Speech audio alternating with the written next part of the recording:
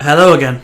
Welcome to another episode of Clues, Cues and Reviews, and today we're talking about the fire that is the 7 deadly sins. Once again, a brilliant chapter, no complaints whatsoever. So many little things that can become so much things greater.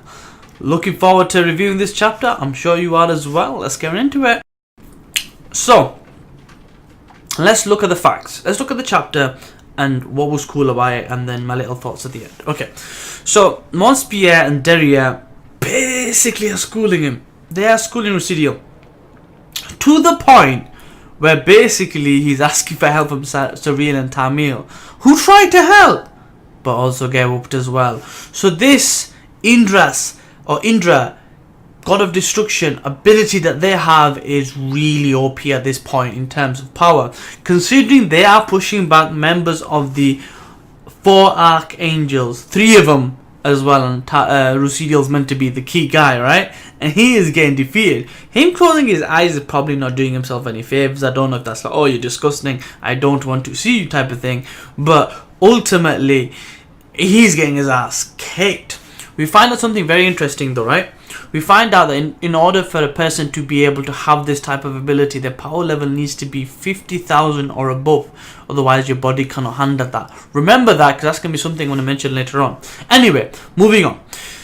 Gloshina, Dolo, and Meliodas are actually quite close to the battles. They see the screaming, they feel the power, and they're like, what's going on? And then they run into Elizabeth. Now, she's under a barrier because she's unconscious. And basically, a statement is said by Gloshina and I guess Dolor, with King and Ban, essentially saying that this barrier has been made so no demon can go in and do anything. And Meliodas, still destroying his hand, is able to pick up this fallen Elizabeth. Now that is interesting because obviously he's got the power of regeneration, right?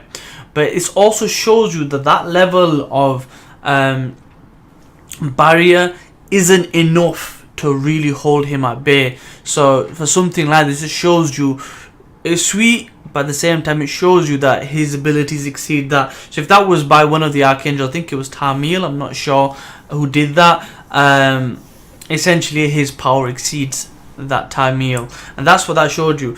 And then Elizabeth gets up and she's like, oh look, I can't be getting you into trouble. She steps right in front of the battlefield and she basically says, you will step down, speaking to Rucidel. I will end this myself. And I was like, what? Elizabeth is getting in there and, doing her thing. It was kind of one of those moments when you go, you go girl, you go. And I'm like, yes, go for it, you can do it. That type of thing. I was like all motivated and a fangirl as well at the same time. So I found that was just an icing on the cake. Now, it's an interesting thing I want to discuss. Remember this whole time I've been saying that who is the 4th Archangel? Who is this supposed being? Is it the, Satan, the Demon King, like we see in, Judaic and Biblical, in the Bible, the scriptures, and so on and so forth. Anyway, what if I was wrong? What if the actual 4th Archangel is none other than Elizabeth? And here's my thoughts to this. In present timeline, when her abilities started coming out, she had one eye that was like what they throw out, and it was said that she is the assistant of the goddesses, an assistant goddess. What if having the ability in both eyes moves you up into that ranking and maybe gives someone like that the ability to be an angel or an archangel? So my thoughts is this version of Elizabeth hasn't got the full control of her abilities. The one in present time, the previous one may have, and she may be as good as the 4 Archangels, if not one of the 4 Archangels. I'm excited, I want to see. Anyway, before I let you go, here's a few thoughts about the whole 50,000 power level of the 10 Commandments. Of the ones we've seen so far, Dolor and Gloshina out of 50, they're question marks because they weren't originally demons, so they may or may not have that ability. But those that we do know of so far is Derriere, because we've seen a transformation, Montpierre, because we've seen a transformation, but also Zeldris and Esterossa. Now remember when I said that, it's interesting that they're showing us these abilities, but is this going to be a situation where we're just showcasing them because they're dead in present time or they're being defeated, or is this going to be a way for us to see them again? And here's my thoughts on this. We may see them again, but we may see some of them again. So what I mean by that is Derriere and Mont Spear may well be dead.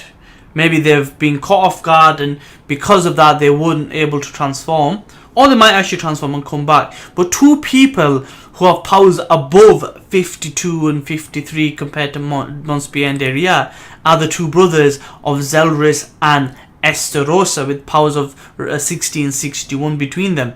With that being said, this may be their power up that they're going to use to come back. Because yeah, we've seen their powers like kind of go down, but we didn't see their bodies crumble under the one of the 7 deadly sins. I really forget his name. He's a big buff dude who I love very much, and I can't believe I've forgotten his name at this point. But poor pin in that for now. Anyway, so we didn't see them being defeated, and that wasn't his full power. So ultimately, there is a chance for them two to come back because we've seen the rest of them. Now, with that being said, maybe the third brother also has that ability. So Meliodas, being the strongest of them now, in my opinion, is probably going to have that ability as well. And maybe in the third arc, when they might take on the goddesses or something else greater, that's potentially where we're going to see his transformation, his ultimate power that will show us how strong he can be. Or maybe that's where we're going to see the fourth archangel. So many things to speculate about, so many things to get excited about. I'm going to leave it there. Thank you as always for following my videos, liking, commenting, subscribing, all that good stuff. Please continue to do so. I will see you in the next one, and peace.